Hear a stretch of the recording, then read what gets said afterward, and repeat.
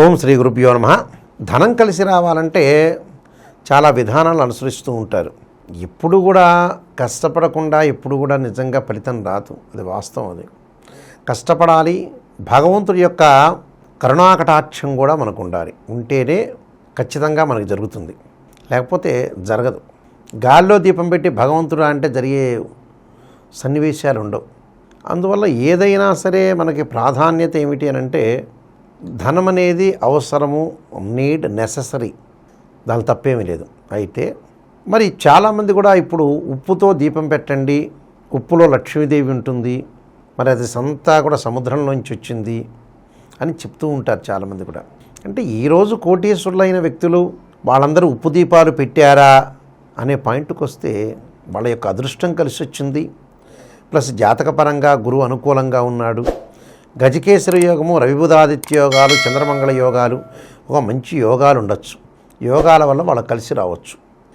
యోగాల వల్ల కలిసి రావటం అనేది జరుగుతుంది వాళ్ళకి.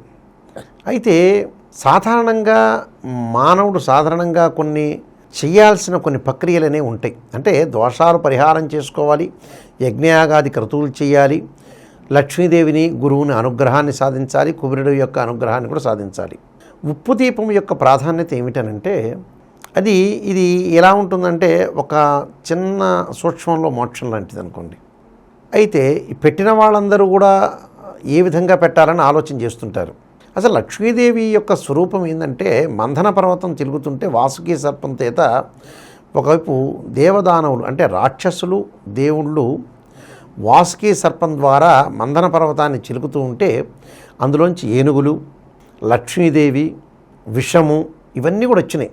గరళకంఠుడైన పరమేశ్వరుడు ఆ విషాన్ని తీసుకోవటం, అలా లక్ష్మీదేవి ఆ సముద్రం నుంచి, సముద్రంలో ఏముంటుంది, ఉప్పు ఉంటుంది, ఆ ఉప్పులోంచి లక్ష్మీదేవి ఉద్భవించిందని మనకు పురాణ ఇతిహాసాల్లో చెప్పబడింది. చెప్పిన తర్వాత లక్ష్మీదేవి ఉప్పు ఏమిటంటే ఉప్పుని దొంగలించరు అని అర్థం. పాత రోజుల్లో చాలా చోట్ల కూడా కిరాణా షాపుల్లో ఉప్పును పెట్టేవాళ్ళు. ఇప్పుడంటే సూపర్ మార్కెట్లు వచ్చినాయి అనుకోండి. పాత రోజుల్లో కిరాణా షాపులో బయట ఒక గోన సంచిలో ఉప్పు ఉండేది. ఆ ఉప్పు గల్లుప్పు ఉండేది. ఆ గల్లుప్పు ఉండటం వల్ల దాన్ని ఎవరు కూడా దొంగిలించేవాళ్ళు కాదు. యాక్చువల్గా ఆ దొంగలించకుండా ఉప్పు అలానే ఉంది.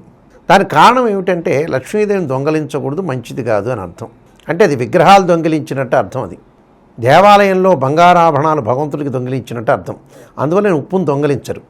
అందువల్లే ఉప్పు బయట ఉండేది. అది లక్ష్మీ స్వరూపం లాంటిది, నిజమే అది. కానీ జాతకంలో బాగుండాలి, జాతకంలో గ్రహదోషాలు లేకుండా ఉండాలి, అన్నీ ఉంటేనే ఉప్పు దీపం కలిసి వచ్చే అవకాశం ఉంటుంది. ప్రతి వాళ్ళు కూడా మేము ఉప్పు దీపం పెడుతున్నామండి కలిసి వస్తుంది అనేది కరెక్ట్ కాదు. అది జాతకంలో యోగం ఉండాలి, ఆ యోగంతో పాటు ఉప్పు దీపాన్ని పెట్టాలి, యజ్ఞయాగాది క్రతువులు చేసుకోవాలి, చేసుకున్న తర్వాత మనం కష్టపడాలి, ఉప్పు దీపం పెట్టుకోవాలి, అప్పుడు కలిసి వస్తుంది మనకి. అలానే ఉప్పు దీపం అనేది కూడా ఏ విధంగా పెట్టాలనేది చాలామందికి తెలియదు. ఉత్తర దిక్కులో కానీ, ఈశాన్యంలో కానీ, తూర్పు దిక్కులో కానీ చక్కగా 2 మూకుళ్ళు తీసుకోవాలి. 2 మూకుళ్ళు తీసుకొని పెద్ద ఒత్తి వేసి ఆవు నెయ్యి అనేది పోయాలి. అంటే 2 మూకుళ్ళు అంటే చిన్నవైన పర్ల. దాని కింద ఉప్పు పెట్టాలి. అంటే ఉప్పు కింద ఏం పెట్టాలి, ఒక వస్త్రం లాంటి పరిచి జాకెట్ పీసుకొని పెట్టి దానికంటే ముందు స్టార్టింగ్లో ఒక ట్రయాంగిల్ షేపులో ఉండే ముగ్గు వెయ్యాలి. అదే అంటే శ్రీచక్రానికి సంబంధించిన ముగ్గు అని అంటారు. అంటే ఒక ట్రయాంగిల్ అనేది ఇలా ఉంటుంది, బేసికల్గా మళ్ళీ ట్రయాంగిల్ కిందకి ఉంటుంది. అలా ఒక ముగ్గు అనేది వేసి పసుపుతోటి వేసి, కుంకుమ వేసి, దాని మీద ఉప్పు వేసి, ఉప్పు గల్లుప్పు అనేది పరిచి, మళ్ళీ మెత్తటి ఉప్పు అనేది పనికిరాదు, దాని మీద మళ్ళీ ముగ్గు వేయాలి త్రికోణాకారంలో. నేను చెప్పిన శ్రీచక్రానికి సంబంధించిన ముగ్గు వేసి దాని మీద ఈ 2 మూకుళ్ళకు కూడా చక్కగా పసుపు రాసి గంధం బొట్లు, కుంకుమ బొట్లు పెట్టి ఆవు నెయ్యితో దీపారాధన చేసి వాట్లకి చుట్టూ కూడా పుష్పాలు పెట్టాలి, దీపారాధన చేయాలి. దీపారాధన మనం చేసిన తర్వాత ఆ దీపం దగ్గర చాలామంది కూడా దీపం పెట్టేసి వదిలేస్తున్నారు. వదిలేయటం కాదు, ఆ దీపం దగ్గర కూర్చొని దీపరాజాయుద్ధే అనే మంత్రాన్ని తీసుకొని మంత్రంతో చెప్పి, అంటే దీపానికి పరబ్రహ్మ స్వరూపంలాగా మనం భావించి ఆ దీపంలో ఉండే ఆ జ్యోతి, జ్ఞానజ్యోతిని మనం నమస్కారం చేసి ఆ దీపానికి నమస్కారం చేసుకొని చక్కగా దీపానికి నమస్కారం చేసుకున్న తర్వాత మనం అక్కడ కూర్చోవాలి. అంటే మనం తూర్పు వైపు కానీ ఉత్తరం భాగంలో కానీ కూర్చోవాలి. అంటే మన వైపు ముందు దీపం ఉండాలి. ఉత్తరం దిక్కులో ఉన్నాం అనుకో, దీపం పెట్టాం అనుకోండి, మనం ఉత్తరం వైపు తిరగాలి. తిరిగి కనకధారా స్తోత్రాన్ని చదవాలి. జగద్గురు ఆదిశంకరాచార్య విరచితమైన కనకధారా స్తోత్రము, శ్రీ సూక్తము చదవాలి. అంటే లక్ష్మీదేవి యొక్క బీజాక్ష సంపుటీకరణ కూడా చదువుకోవచ్చు, బీజాక్షరాలు కూడా చదువుకోవచ్చు. కానీ కనకధారా స్తోత్రం చదివితే చాలా పౌరు ఎక్కువ అనేది ఉంటుంది. కనకధారా స్తోత్రం తర్వాత ఆ దీపానికి కొద్దిగా దీపం ముందు ఒక అమ్మవారి రూపు పెట్టి, అంటే బంగారం కానీ వెండి కానీ రూపు పెట్టి అష్టోత్తరంతో పూజ చేయాలి. అంటే కనకధారా స్తోత్రం అని చాలా ఇంపార్టెంట్. ఇందులో అమ్మవారికి అభిషేకము చేయొచ్చు, కుంకుమార్చన చేసుకోవచ్చు.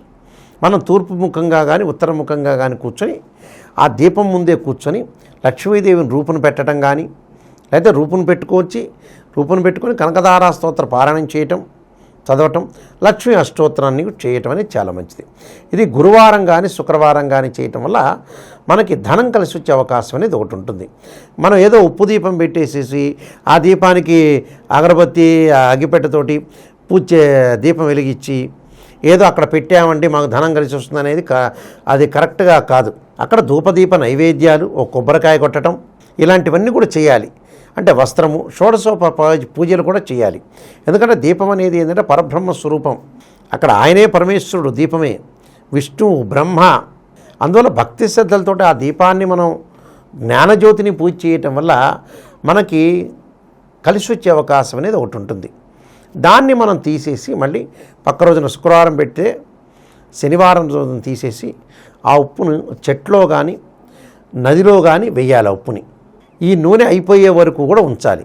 ఆ ఉప్పును వస్త్రంలో కట్టి, కింద ఉన్న వస్త్రం ఒకటి ఉంటుంది కదా, ఆ వస్త్రము మనం కొబ్బరికాయ కొట్టింది ఇవన్నీ కూడా నీళ్లల్లో వదలటం కానీ చెట్లల్లో కానీ వేయటం అనేది చాలా మంచిది. అదొకటి చేయాలి. కొంతమంది ఏం చేస్తారంటే, దీనికి ఇంకా ప్రాధాన్యత చెప్పాలంటే, ఆ ఉప్పుని మనం ఎల్లో కలరు క్లాత్ అనేది వేసి ఉంటాం. దాన్ని ఏదైతే ఉప్పు ఉంటుందో ఆ ఉప్పులో కొంచెం పసుపు, కుంకుమ, గంధము, 4-5 పూలు వేసి ఆ దీపం దగ్గర మనం పూలు పెడతాం, అవన్నీ కూడా వేసి మూటగట్టి ఈశాన్య భాగంలో దర్వాజా కట్టుకోవాలి. అలా దర్వాజా కట్టుకుంటే ఏమిటంటే లక్ష్మి అనేది మనకు కలిసి వస్తుందని అర్థం.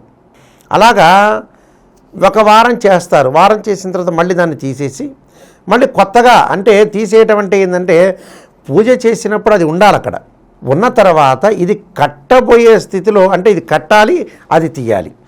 అప్పుడు మనకి లక్ష్మీదేవి కలిసి వచ్చే అవకాశం అనేది ఖచ్చితంగా ఉంటుంది.